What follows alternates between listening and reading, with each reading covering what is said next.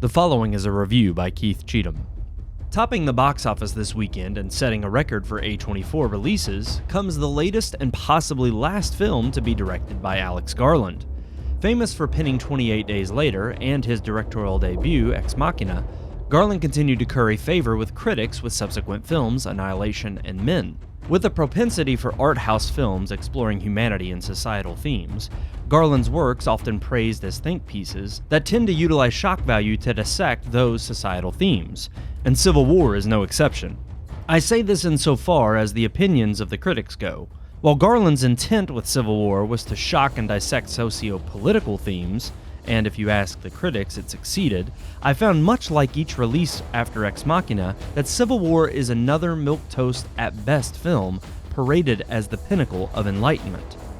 Following a famous war photographic journalist, Lee Miller, played by Kirsten Dunst, and her friend and colleague, Joel, played by Wagner Moura, aka Great Value Pedro Pascal, the pair embark on a cross-country mission to interview the president, crossing a war-torn America alongside geriatric journalist Sammy, played by Stephen McKinley Henderson, and aspiring photographer Jesse, played by Kaylee Spaney.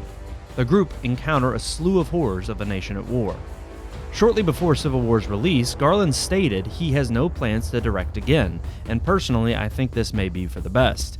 Garland has had nothing interesting or meaningful to say on film since Ex Machina, and even if it had its pretentious moments, Civil War is simply put boring and meaningless.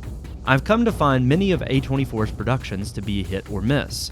They allow their directors artistic freedom, and from a purely filmmaking aspect, that's terrific. The problem has become, however, that because it's artistic or pseudo-intellectual critics label it as automatically amazing, and if you dislike it, well, it's because you weren't smart enough to get it. Spoiler alert, you're not stupid. There's nothing to get. It's a mid-level film. While most claim the film to be ambiguous when it comes to political sides, never revealing what has caused states to secede or which faction lands on which side of the political spectrum, even linking Texas and California together as the Western forces, there are plenty of not-so-subtle moments to make you fully aware of which political party the filmmaker thinks of as bad. The larger plot, however, goes out of its way to not give any details around the political climate of the film. This didn't make the movie ambiguous, as critics claim. All it did was create a film with no world building and no real stakes.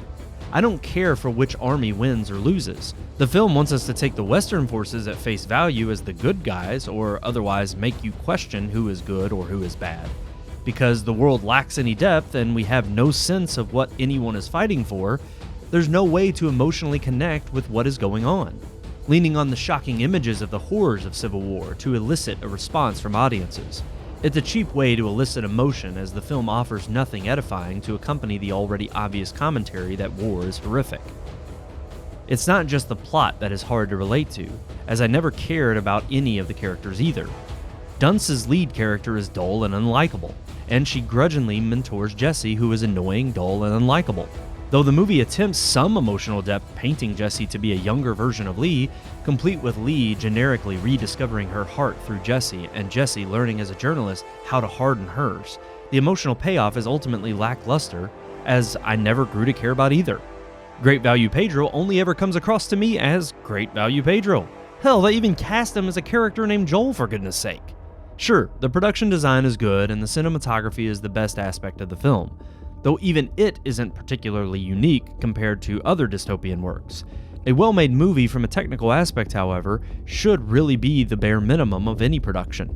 Garland has proven himself more than capable of producing a well-made movie, but it's in plot, dialogue, and character development that his later films lack, especially Civil War.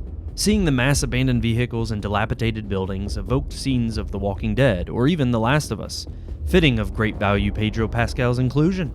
As a war movie, I've seen better. As a dystopian movie, I've seen better. As an Alex Garland film, I've seen better. Civil War is a dull and passable film and tries too hard to be some grand analogy of the political climate, pretending to be a neutral look at where our nation is heading, when in reality it's a tepid, exploitative film made to seem like Hollywood cares about the state of our country while they continue to chip away at its social fabric. I give Civil War 2 out of 4 stars.